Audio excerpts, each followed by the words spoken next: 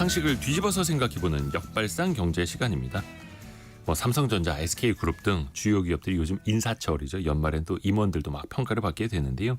특히 인적 쇄신에 있어서 내부 인재가 낫겠느냐, 외부에서 영입하는 게 낫겠느냐 선택이 갈릴 때가 있죠. 서울벤처대학원 대학 전호겸 교수와 함께 어떤 게 더 효과적일지 한번 알아보죠. 안녕하세요. 예, 반갑습니다. 역발상 경제의 전호겸입니다. 일단 연차가 차고 또 그리고 업무 성과가 좋으면 자연스럽게 또 승진을 하지 않습니까? 근데 실무자 단에서 그리고 승진을 할수록 올라갈수록 관리자가 되는 거잖아요. 그러면 실무를 잘하는 사람이 관리도 잘할 것이다. 이거는 어떨까요? 편견일까요? 이거 관련돼서 연구가 굉장히 많았는데요. 네. 그 1978년에 발표된 거의 무작위적 경력 발전이라는 연구가 있는데 조직 이론의 거장인 제임스 마치 스탠포드대 교수가 실제 경영 관리자들의 경영력 발전 과정을 40년 동안 굉장히 오랫동안 추적을 해봤는데요. 엄밀한 실증을 해본 결과 승진 시점을 기준으로 봤을 때 이전까지의 과거 성과와 승진 이후 미래 성과 사이에는 통계적으로 아무런 상관관계가 없었다는 거예요. 그러니까 과거 일을 잘해서 시켜봤더니 잘 될 거라는 게 꼭 연관관계가 없었다는 거죠. 그래서 해당 통계를 봤을 때 이게 왜 그런가 궁금하잖아요. 이거 관련돼서 이런 현상에 대해서 연구하신 분이 있는데요. 조직 이론의 로버트 머튼 교수가 훈련된 무능이라는 이론을 만들었는데요. 이 이론은 뭐냐면요. 승진은 이제 각 직책에서 담당했던 과업을 네. 잘했으니까 올려주는 거잖아요. 그렇죠. 그런데 이제 머튼 교수는 이런 방식의 승진자의 역량과 새로 맡겨진 직책 사이에 불일치를 초래한다고 지적했습니다. 그러니까 그 이유는 바로 조직 내 분업 구조의 특성 때문인데요. 네네. 그러니까 어쩐 조직이든 목적을 달성하기 위해서 수행해야 될 과업들이 매우 다양하잖아요. 그래서 부서가 많잖아요. 예를 들어가지고 뭐 인력 부서, 뭐 마케팅 부서, 인사, 재무, 법무 이렇게 기능별로 부서를 나누는 경우가 있잖아요. 이런 경우도 있지만 문제는 이렇게 기능적으로 조직 분업하는 것 외에도 신입사원에서 CEO 이르기까지 조직 내 각 계층 사이에도 사실 분업이 있다는 거예요. 근데 우리는 이게 분업이 있다고 이해하지 못하는데 네. 가장 직급이 낮은 직원부터 최고의 의사 결정권자인 CEO까지는 본질적 차이는 뭐 업무의 중요성이나 뭐 직책의 높낮이가 아니라 수행하는 과업 자체의 성격이 다르다는 거죠. 그렇죠, 그렇죠. 그러니까 이제 경영학에서 구분하는 걸 보면 조직의 수직적 분업은 상위 계층, 그러니까 직급이 올라갈수록 처음에 운영적 역할을 하다가 관리적 역할을 하다가 그다음에 전략적 역할을 하는 거죠. 그래서 그 과업의 성격이 완전히 다르다는 거예요. 그래서 어떤 업무를 잘한다고 해서 승진시켜도 이 승진돼서 하는 업무와 사실상 다른 역할이기 때문에 성과를 못 내는 경우도 있고 연관관계가 적다는 거죠. 그렇죠. 실무, 관리, 뭐 기획 전략은 또 완전히 다른 업무일 수도 그렇죠. 있겠죠. 그러면 해당 업무를 잘하는 사람을 외부에서 영입하는 게 나을 수 있을까요? 이거 관련돼서 연구가 있는데요. 예. 컨설팅 업체 맥킨지가 1990년부터 2000년까지 미국 최대 2200개 기업의 성과를 연구한 결과에 따르면 대규모 매각의 약 50% 이상이 새로운 CEO가 임명된 지 2년 이내에 이뤄졌다는 거예요. 그래서 실증 연구 결과도 내부 승진자보다 외부에서 온 경영진이 조직을 조금 더 객관적으로 평가하고 결정을 내릴 때 좀 과감하게 하는 경향이 있다고 하더라고요. 그래서 이거 관련된 연구가 있는데 수년 전에 하버드 경영대학원에서 연구한 건데요. 서로 다른 유형의 CEO 승계가 15년의 기간 동안 200개 조직의 영업이익에 미친 영향을 연구한 거예요. 네네. 그러니까 이게 외부인과 내부인 이렇게 나눠서. 분류해서 한 거죠. 그래서 내부인이 평균적으로 회사의 성과를 크게 변화시키진 않았대요. 그러니까 같은 회사에서 비슷한 방식으로 일하고 비슷한 사람이 하니까 결과도 그렇겠죠. 비슷했다는 거죠. 예. 근데 외부인의 경우 훨씬 더 극적인 변화가 있었다고 하더라고요. 그러니까 외부에서 누가 영입돼서 들어오면 뭔가 한번 바꿔보려고 하는 건데 내부 출신들은 하던 대로 갈 수도 있겠고 회사의 문화나 그 틀 속에 있을 수도 그렇죠. 있겠고요. 또 아는 사람들이고. 아하. 그러면 외부 영입의 좋은 예, 나쁜 예 어떤 점에서 성패가 갈릴까요? 그래서 최근 연구들을 보면 이제 기업이 다른 회사에서 이미 CEO에 일한 경험 때문에 네. 외부 사람을 선택하는 경우가 많은데요. 기업이 내부인의 성장 잠재력보다 과거의 경험을 더 중요하게 생각한다는 뜻인데요. 그런데 역시나 경험이 꼭 성공을 꼭 보장하진 않더라고요. 그러니까 연구에 따르면 한 개 이상의 회사를 이끌었던 S&P 500 기업의 CEO들을 살펴보니까 네. 70%는 첫 번째 회사에서 더 높은 성과를 냈대요. 그러니까 반대로 생각하면 타사 CEO를 잘해서 데리고 오면 그 사람이 전 회사보다 잘할 확률은 30% 내외라고 봐도 되는 거죠. 그래서 외부에서 채용한 CEO가 내부인 CEO보다 첫 3년 동안 이직률이 또 84% 높았대요. 근데 그 이유를 봤더니 네. 아까 말한 것처럼 성과가 부진했기 때문이라고 하더라고요. 그래서 또 연구도 굉장히 많은데 외부 채용이 예상과는 다르게 이렇게 만족스러운 성과를 달성하지 못하는데 이런 거 관련돼서 와튼 경영대학원의 매튜 비드웰의 연구에 따르면 예. 외부인이 내부인보다 경력 학력이 더 좋으니까 데려올 거 아니에요. 네네.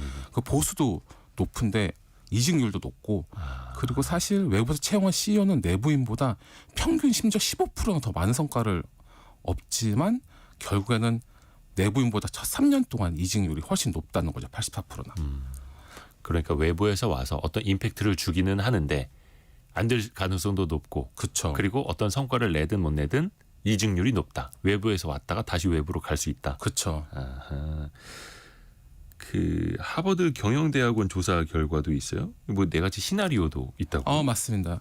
이거 관련해서 연구 결과가 있는데요. 네. 이 시나리오는 뭐냐면 첫 번째는 합리적으로 좋은 성과의 회사에서 내부인이 승진한 경우. 두 번째는 부실한 성과의 회사에서 내부인이 승진한 경우. 네. 세 번째는 합리적으로 좋은 성과의 회사에서 외부인이 채용된 경우. 네 번째는 부실한 성과의 회사에서 외부인이 채용된 경우. 이렇게 네 가지죠. 각각 네 두 가지 사례. 부분을 계산한 네. 거죠. 각각 상황에 따라 효과는 달랐는데요. 회사의 실적이 매우 좋지 않은 경우 영업 때 외부인은 평균적으로 높은 가치를 더했대요. 근데 좋은 성과를 내고 너무 잘 되는 회사에서 외부인을 불러왔을 때는 오히려 가치가 하락하거나 파괴되는 일이 있었다는 거죠. 그래서 이 결과적으로는 기업이 이제 중대한 전환이나 문화적 변화가 필요하거나 뭔가 대단한 무엇인가 필요할 때 변화가 필요할 때 외부인을 채용해야 된다는 걸 시사한다고 하더라고요. 어떤 방향 전환이 필요할 때 속도를 갑자기 빡 올려야 될 때 그럴 때 오히려 외부인이 임팩트를 줄 수 있다 이런 내용이네요. 그러면 또 이제 가급적 내부 인력을 키우는 게 회사 입장에서도 좋다 이런 시각도 있을 수 있지 않을까요? 맞습니다. 단기간에 이제 성과를 내거나 변화가 필요한 시기에는 확실히 외부 인력을 영입하는 게 필요한데요. 변화가 필요할 때는. 하지만 이제 장기적으로 봤을 때 내부 출신을 리더로 키워내는 게 훨씬 효과적이라고 합니다. 그러니까 보스턴 컨설팅 그룹하고 세계 인사관리 협회 연맹이 세계 109개국 기업체 임원 5,500명을 대상으로 인터뷰한 결과를 종합해서 네. 불확실한 시대의 인사 전략 보고서를 만들었는데요.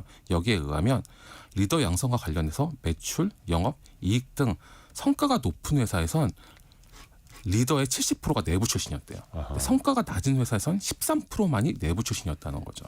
그러니까 내부 출신을 키우는 회사들이 훨씬 성과가 좋았다는 거죠. 장기적으로. 그렇죠. 그러면 외부 인재와 내부 인재 어떤 중간 절충형도 있을까요? 있습니다. 그거 굉장히 이름이 좀 재밌었는데요. 네. UCLA의 앤더슨 경영대학원의 딩규 듀 박사가 딩규 듀 박사. 이름이 재밌죠. 예.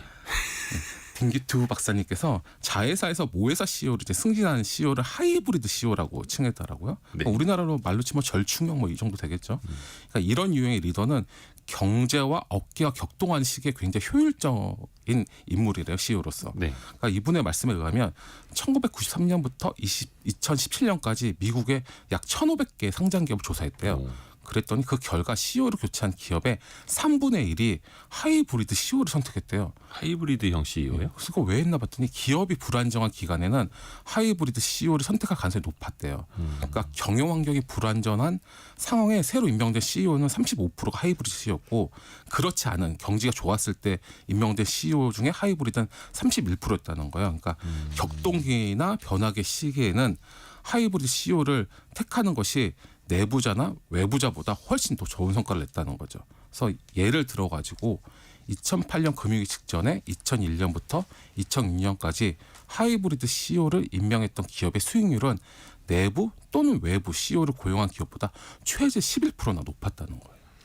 그러니까 그 회사 해당 팀 내부에서는 일하진 않았지만 회사의 문화나 역량을 잘 알고 있는 사람. 맞습니다. 뭐 외부에서 뭐 협업을 했다거나 컨설팅을 했다거나 약간 이제 조화를 같이 이뤄봤던 사람. 그러니까 완전한 외부인은 아니라는 뜻이네요. 그렇죠. 이런 사람들 같은 경우에 이제는 내부도 알고 외부도 알기 때문에 확실히 남의 아이디어도 잘 들어도 개방적이면서도 한편으로 또 공격적으로 변화를 시도할 수 있기 때문에 이렇게 성과가 좋았다고 하더라고요. 그럼 우리나라 기업들은 주로 어떻게 인재를 활용하고 있을까요? 그러니까 우리나라 기업 관련된 또 데이터가 있었는데요. 네. 기업 데이터 연구소인 CEO 스코어가 2022년 10월에 국내 500대 기업 CEO 약 660명의 출신 이력을 분석했는데요. 네. 해봤더니 오너 일가 출신 CEO는 16%로 그 10년 전보다 한 8% 감소했고요. 반면 내부 승진자 비중은 54%로 한 10년 전보다 한 3% 늘었고요. 외부 영입 CEO는 30%로 약 6%를 늘었다고 하더라고요. 그러니까 우리 지난 10년간 우리 대기업 중에 CEO 중 오너 일가 비중은 좀 줄었지만 내부 승진과 외부 영입 좀 늘었고요. 특히 외부 영입 비율이 굉장히 는 거죠. 그리고 뭐 대기업 같은 경우에는 CEO 10명 중 3명은 현재 외부 영입 인사로 나타났습니다. 또 항상 그 CEO 리스크, 오너 리스크 이런 표현이 있습니다. 맞습니다. 그러니까 최고 경영자나 최대 주주의 어떤 잘잘못 하나에 따라서 기업 이미지도 뭐 평판도 매출도 타격을 받을 수가 있는 거잖아요. 좋은 리더의 본질도 좀 따져볼 필요가 있어 보여요. 예, 맞습니다. 이거 관련해서 또 연구도 있더라고요. 하버드 비즈니스 리뷰에 따르면 미국 대기업 주가 지수는 S&P 1500에서 CEO 및 고위 경영진이 잘못해서 교체 관리로 그 손해 보는 금액이 연간 1조 달러의 시장 가치라는데 S&P 500 기업들 중에 예, 맞습니다. CEO 잘못 교체했다가 연간 1조 달러의 시장 가치가 약 날아간다. 우리나라 돈으로 한 1,400조 가까이 그렇죠, 되는 그렇죠. 거죠. 우리나라 예산이 한 600 몇십 조니까 예. 1년에 우리나라 예산 2배 넘는 돈이 사라지고 있는 거죠. CEO 잘못 갈았다가. 그렇죠. 잘못 선택하거나 이래서. 그래서 사실 CEO라는 게 잘 때는 누가 어떤 상관이 없는데 기업의 이제 흥망성쇠나 뭔가 결정적 위기의 순간이 있잖아요. 아니면 뭔가 변화할 때 이때 온 CEO 같은 경우는 굉장히 어렵잖아요. 그리고 이럴 때 가장 어려운 거 변화를 이제 거부하죠, 직원들이. 네. 변화를 해야 되는데. 그래서 맥킨지에 따르면 변화 프로그램의 70%는 목표를 달성하지 못한대요. 왜냐하면 이거는 직원들이 저항하고 관리 자원이 부족하기 때문인데 그렇죠. 사실 CEO의 가장 큰 덕목은 이제 직원들과 직접 대화를 하면서 어떤 점이 불만이고 어디까지 인내할 수 있는지에 대해서 파악도 하고 진정한 소통을 하는 게 가장 중요한 거죠. 그래서 결국에는 직원을 이해하고 진심으로 소통하는 리더가 제일 좋은 것이죠. 마지막으로 이것도 사실 이거 이제 대기업 이야기일 수 있는데 자영업을 하시거나 개인 사업 하시는 분들은 어떤 교훈을 얻을 수 있을까요? 사실은 예를 들어가지고 최근에 지난 몇 달 전에 일본의 굉장히 유명한 카레 프랜차이즈에서 그 사장님이 23살 그 여자 알바생이 된 적이 있어요. 프랜차이즈 업체의 사장이 되었다. 23살이. 세계적으로 굉장히 유명한 굉장히 큰 회사인데 운영사인데 예. 근데 이분 같은 경우에는 알바를 하면서 이 직원의 마음을 잘 이해를 해가지고 사장의 마음도 이해를 하고 제가 알바생의 마음을 하면서 역지사지의 마음으로 일을 해가지고 알바를 하다가 23살에 지금 사장이 됐거든요. 그러니까 이런 것처럼 사실 서로 사장은 직원의 마음을 직원은 사장의 마음을 서로 역지사지해보는 게 가장 서로에게 좋은 것 같습니다. 알바생 중에서도 그렇게 일 잘하는 똘똘한 학생이라고 해야 될까? 알바생 있습니다. 나옵니다. 또 그런 분들한테 더 많은 기회를 드려야 맞습니다. 되는 거죠. 서울벤처대학원 대학 전호겸 교수와 함께했습니다. 고맙습니다. 감사합니다. 라디오 정보센터 다녀옵니다.